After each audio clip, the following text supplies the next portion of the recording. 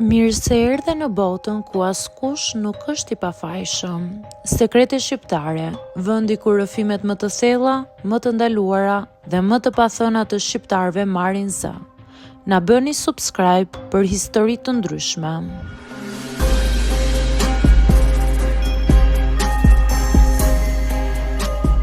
Jam 45 vjeçe dhe si shumë gra të moshës time përpiqem të kujdesem për shëndetin tim sa më shumë që unë mundem. Vizitat e ginekologja nuk janë një ndër gjërat më të këndshme në botë, por i konsideroj të domosdoshme. E di që nuk ka asgjë të turpshme, por gjithmonë ka një tension të lehtë në ajër, një pritje të padukshme të çfarëdo gjëje që mund të shkojë keq. Atë ditë, si zakonisht, kisha një ndjesi të lehtë ankthi, jo sepse kisha ndonjë problem konkret, por sepse vizitat e tilla gjithmonë të vendosin në siklet. Është një situatë intime ku ndihesh pak e ekspozuar, edhe pse e di që është krejt normale për mjekun. Por për pak çaste, mendja të bën të sajën dhe mendon më keq se realiteti. U ula në sallën e pritjes dhe prisja radhën time. Rreth meje kishte edhe gra të tjera, secila e përqendruar në botën e vet. Disa flisnin me telefon, disa shikonin e heshtje përreth. Nuk mund të mos ndjeja një përzierje ankthi dhe vetmie, duke u përpjekur të dukesha e qetë ndërsa zemra rihte shpejt. Kur më thirrën, mora frym thellë dhe u futa brenda. Mjekja ishte shumë e qetë dhe profesionale. Më përshëndeti me buzëqeshje të ngrohtë dhe fillua me disa pyetje rutinë. Pastaj më tha të përgatitesha për kontrollin. E dija procedurën, por prap ai moment i shtrirjes në krevatin e vizitës nuk është kur i rehatshëm. Çdo gjë ndihej e shtrënguar, çdo tingull, çdo lëvizje, çdo frymarrje, duke u përzier me ndjenjen e turpit të mundshëm. U përpoqja të relaksohem. Mundohu të jesh sa më i qetë, më tha ajo me qetësi dhe më relaksoi deri diku. Pikërisht aty ndodhi ajo që nuk e kisha menduar kurrë. Në një moment të papritur më shpëtoi një pordhë. Për një sekond më dukej sikur koha ndaloi.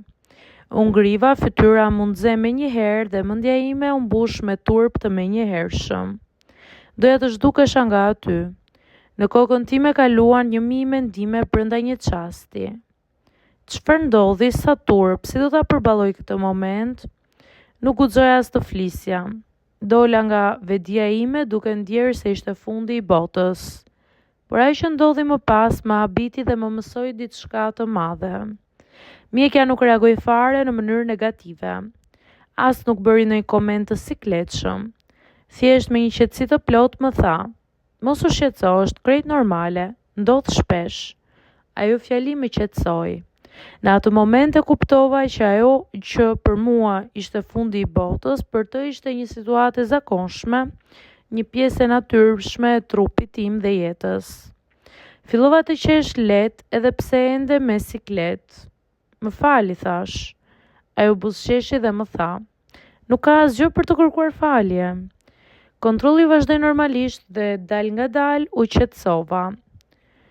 Kuptova se të qenë 45 vjeç nuk do të thotë të mos kesh momente të turpshme. Përkundrazi, ato janë pjesë e natyrës njerëzore dhe e pjekurisë. Kur dola nga klinika, fillova të mendoj për të gjitha ato që ndodhi. Në fillim erdhi për të qeshur, pastaj e pash ndryshe. Sa më shumë e rëndojmë veten për gjëra kaq njerëzore.